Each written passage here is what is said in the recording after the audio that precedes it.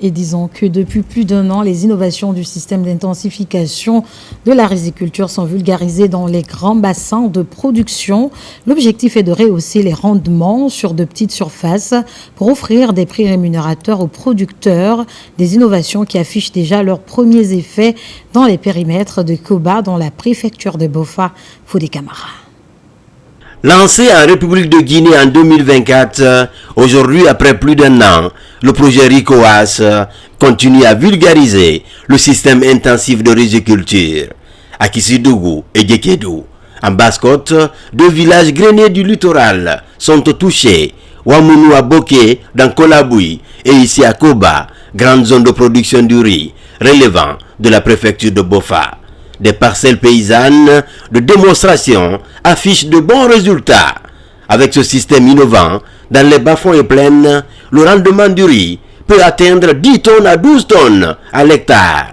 Avec 30% seulement d'application de ce protocole d'intensification rizicole, les paysans peuvent récolter 4 à 6 tonnes à l'hectare. Ces pratiques se résument en 5 ou 6 points comme ça. Une très bonne préparation du sol, une bonne pépinière. Par exemple, la pépinière, on sème une densité de 10 kg à l'hectare contre ce que les paysans faisaient avant, un repiquage de 50, 60 jusqu'à 70 kg par hectare. Donc voilà une grosse économie.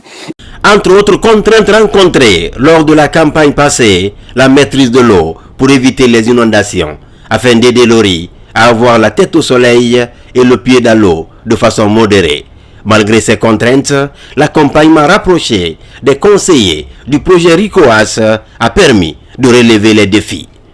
Ils ont eu des cordeaux pour le repiquage en ligne, ils ont eu des pelles pour s'entraider pour l'entretien des diguettes, ils ont eu des bâches pour les accompagner pendant le battage. Tout ça, c'est pour les motiver. Et les échos se font entendre dans le village. Comparativement à la pratique culturelle ancestrale, aujourd'hui, nous disons Dieu merci. Avant, pour le repiquage, je sémais jusqu'à 4 sacs de riz, sans couvrir tout mon champ. Avec ce projet, nous n'avons utilisé que 5 kilos de semences. Des semences qui poussent très bien autour de moi. Je n'ai jamais enregistré une telle performance. À tel point que mon champ est devenu un parc d'attraction pour les autres paysans. Ici à Kobarare, des parcelles de démonstration sont installées dans les périmètres des paysans leaders. Ceci pour vulgariser les bonnes pratiques, surtout auprès des producteurs sémenciers qui vont s'inspirer de ces champs-écoles pour les reproduire dans leur propre casier. Et toutes les dispositions sont prises aussi bien au niveau de la recherche qu'au niveau des paysans semenciers. Par exemple, la zone ici, nous avons engagé, on s'est organisé à avoir 8 paysans semenciers qui vont nous produire des semences pas de grande quantité, de petite quantité, mais de très haute qualité. En plus de la formation théorique et pratique, le projet RICOAS assure la fourniture d'intrants et d'équipements comme les batteuses et les motoculteurs.